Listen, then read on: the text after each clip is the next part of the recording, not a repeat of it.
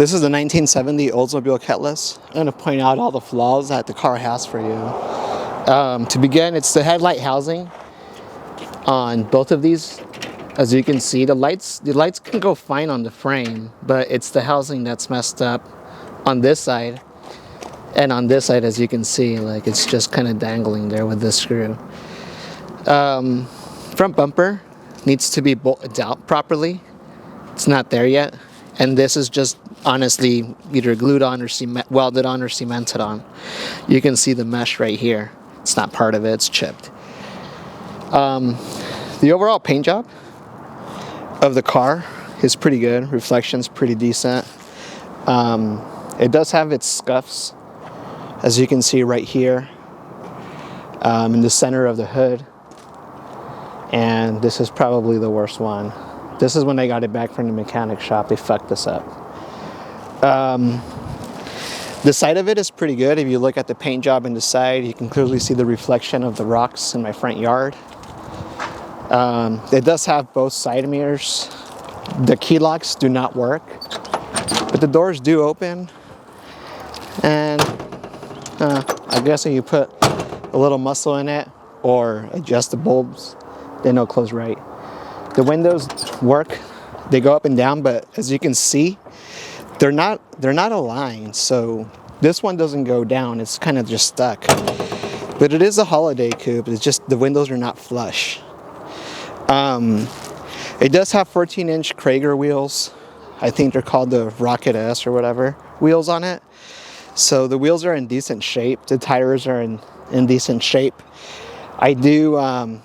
We come back to the back of the car. This is probably the worst spot for the interior right here, where all the water probably sips in. So this right here, this bar is kind of where it's the roughest. This is a back bumper. It was painted black when I got it. It's missing a keyhole. I'm sorry, a screw. So this is a little loose. But it is a 442 wing, right? That's what they have it on. See, there's a little discoloration right here, a little orange peel on this side too. And you can see on this side of the car, it's basically the same thing. Again, the window in the back does not go down. The one in the front does. And again, I do have all of this for that side door. It's in the trunk. Speaking of trunk, let's go ahead and open it, right? So, key, pull, pop it. The trunk does have some goodies, like it has these. It also has a reflector that goes in the bumper right here. It does have a lot of different moldings. These are going to be for the wheel wells. If you zoom in over here, you'll notice that there is a rest hole right there that's like the size of your hand if you don't want to go, you know. So that's kind of like the worst part of it. The lights in the rear are the most problematic, and yeah, so the water does sip in a little bit. You can obviously tell because the molding isn't all pretty. It's here, but it's not here. So that's kind of what the back of it looks like. Let me show you the inside of the car. Inside of the car, whoever had it before me just had it all cloth. You can like sit down in the car and I'll show you around. Give me 1 second. So, dashboard. AC sending unit is missing. Cool radio. Has 5-inch speakers in the front. And then you have this, if you know what that is. 442 shifter. Seats are kind of messed up. Roof. Back liner. See, so you can see it's missing the windows, the levers for the back windows. But overall, it's in decent shape. Let's go to the engine real quick so that I can show you more.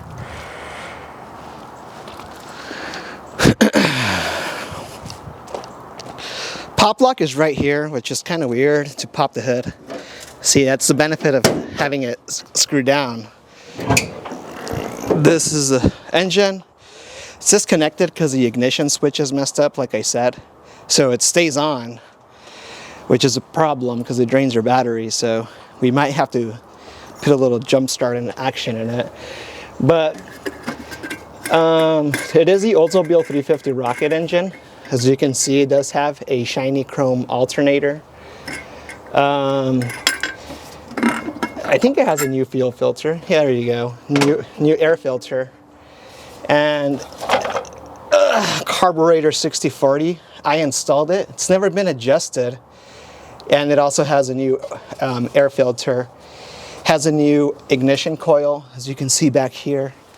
And it also has a new starter in the bottom. And new spark plugs, because they worked on the engine, right? Like it says in the pictures. So what I'm gonna do, I'm gonna go ahead and stand back a little bit, put the charger on it, and then I'm gonna give it a cold start. Give it a little plug action. Again, my battery died. Or it might have just gone dead because the ignition switch stays on. So we'll do that.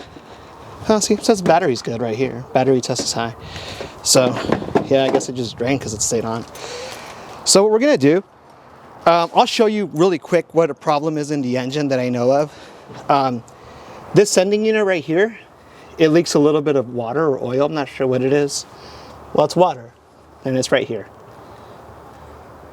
And then another problem that it has is that the header pipe, you can't really see it, is not, it needs to be welded on to the pipe. So it's not welded on, it's just sitting like inside of it, like one pipe and another. And sometimes you can hear the back pop.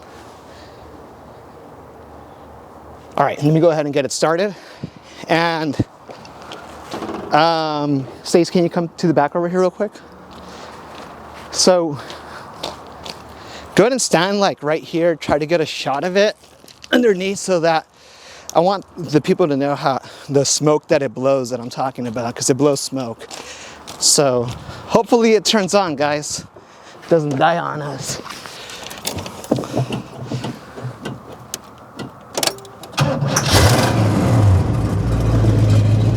Oh, and that is a cold start. Can you come over here real quick, Stace?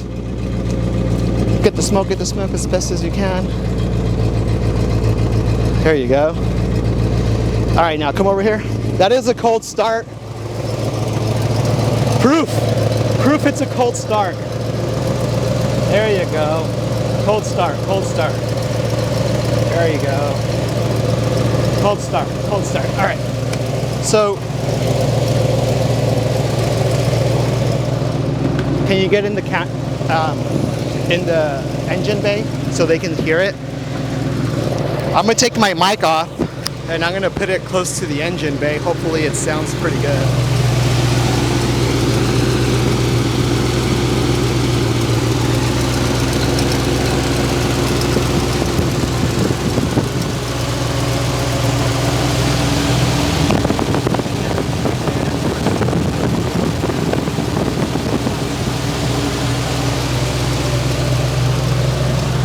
Now, let's go ahead and come into the dashboard.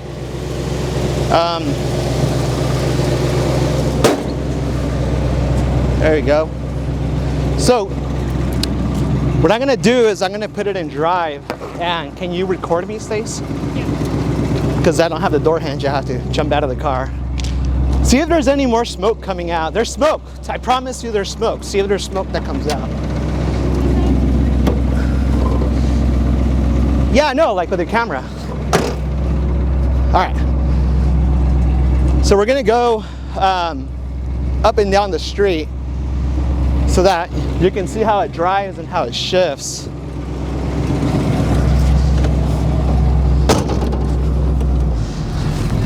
Oh, no seatbelt in the bottom, but on top there is.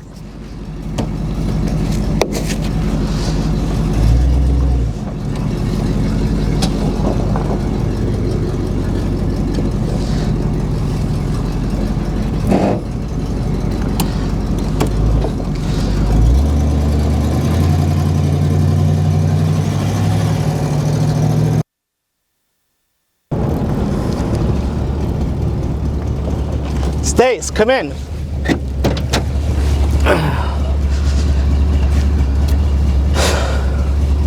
All right, so what we're gonna do is that we want to record the drive around the block. Can I see the camera so that you can get these gauges right here? Yeah. Well, can you find them? There you go. So gauges do work. As you can see, it does lean to the right because of that shock.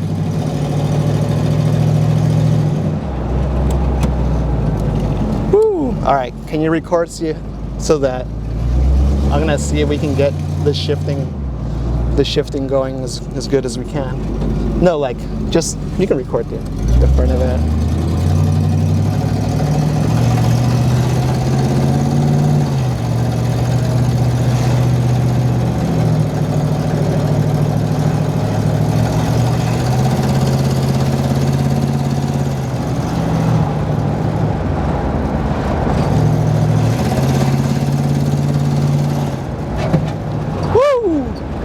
All right, bad shocks, guys, bad shocks.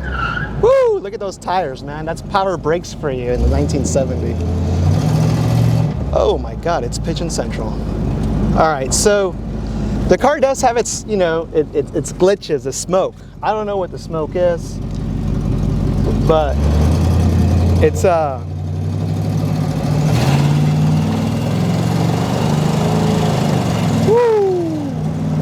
there you go. We got to slow it down. We got to slow it down. But I mean, it shifts fine. It does what it's supposed to do.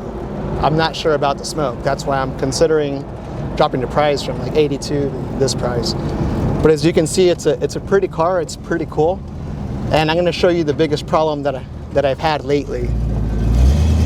And that's it's not going to turn off. So check this out. This is going to be where you laugh. Key, man. All right, let me open the door for you, Stace. Do it.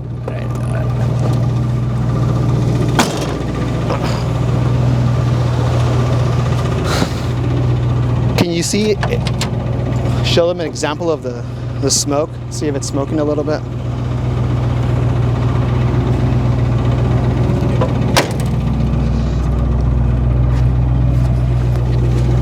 It smokes. I promise you, it smokes.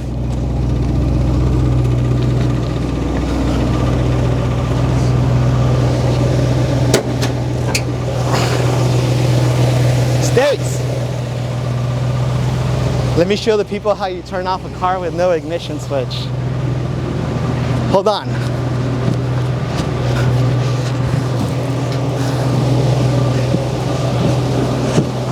This is the best part of the video.